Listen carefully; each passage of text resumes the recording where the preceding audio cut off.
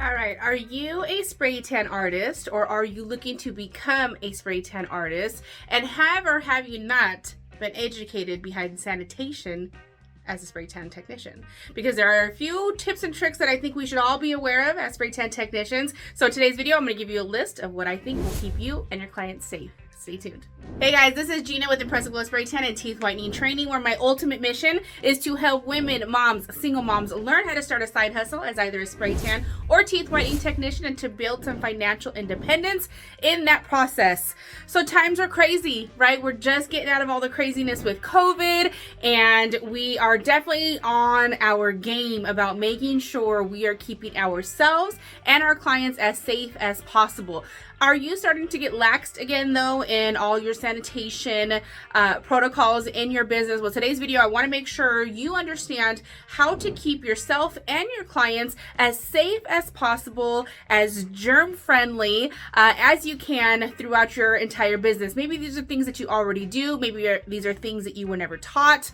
But today's video, we want to get into some of the tips and tricks that actually I do in my business consistently to make sure everybody is safe. Can we just talk about gloves for a second?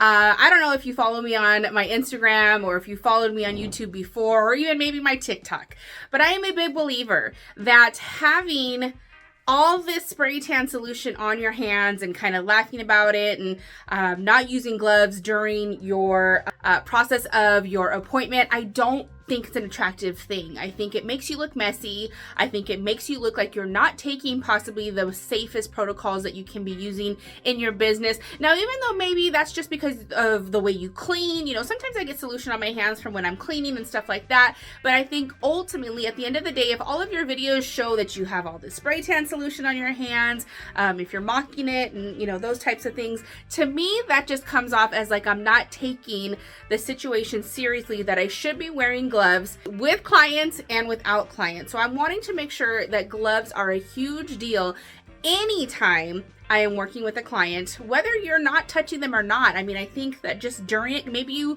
touch them and you don't realize it. But when we're putting on barrier cream, when we're doing any kind of blending, we need to make sure we are wearing our gloves. Please.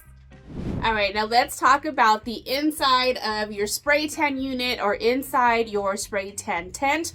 What are you using on the inside of that? Are you using craft paper? Are you using towels like I use? What are you using to make sure, and what are you doing to make sure that your clients are going to be nice and safe and everything is as hygienic as possible? So if you're using towels, just make sure that every time a client steps on that towel, it is a fresh side for them. So I love using towels. I actually use them long ways because I'm a little messy with my finishing powder. But when I use these, I use 2 at a time. And every time a client comes in, both sides of these are turned over, so I get 2 uses out of them, and then I get new ones. Okay, so every client should be standing on top of a nice, fresh, clean towel. Now that's whether or not they have sticky feet on.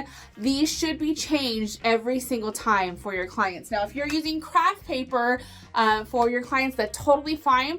Make sure they're getting fresh craft paper every time you get them in, or you get a new client in your tent or in your unit, whichever you're doing. All right, now let's talk about disinfecting your spray tan tent because that's definitely something that you really should be doing.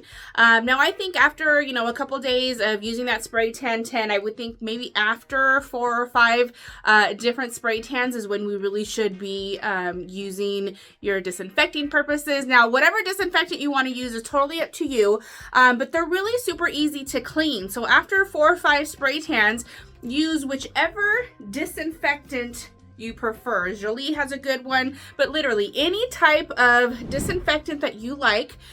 Your spray tan tent should be sprayed down.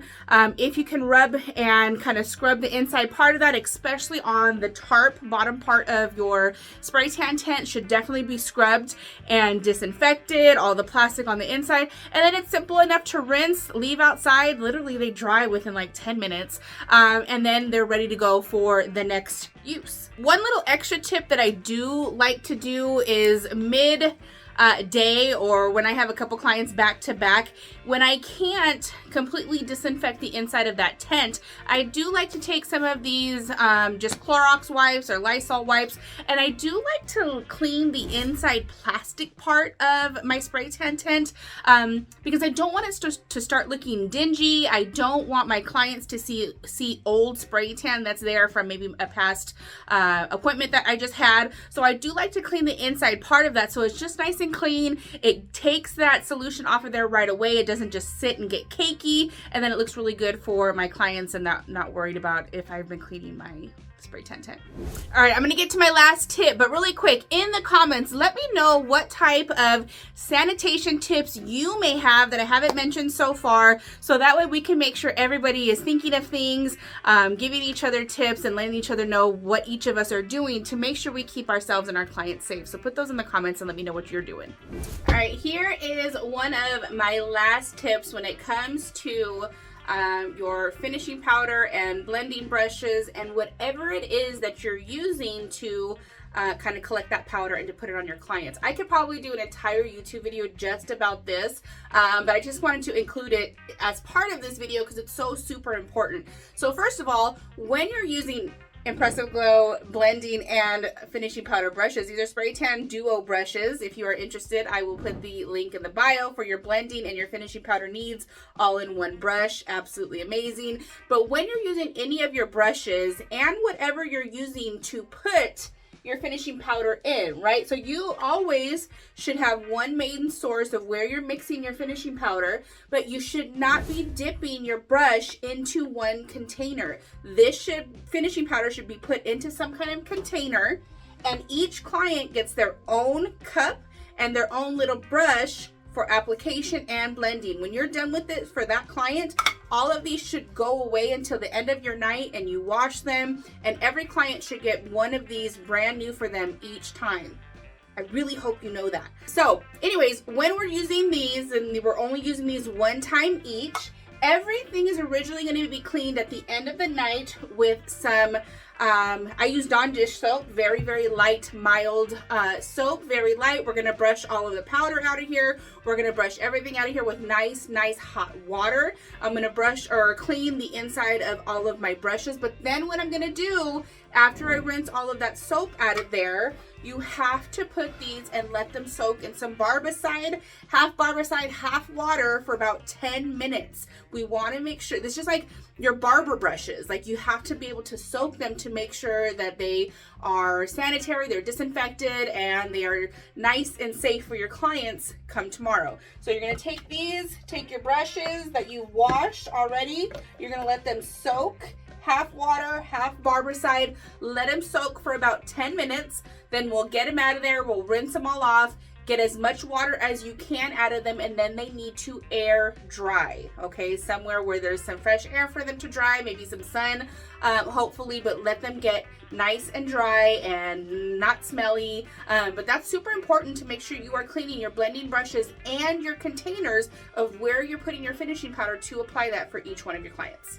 All right, guys, so I hope you enjoyed this video all about making sure you're keeping yourself and your clients as safe as possible through all these crazy germ-filled times. So don't forget, I offer one-on-one, online, and group spray tan and teeth whitening training. I'm going to leave all the information in the description. If you have questions, please let me know. If you enjoyed this video, please leave me a comment and say, hey, thanks for all the great tips. I will see you guys in the next video.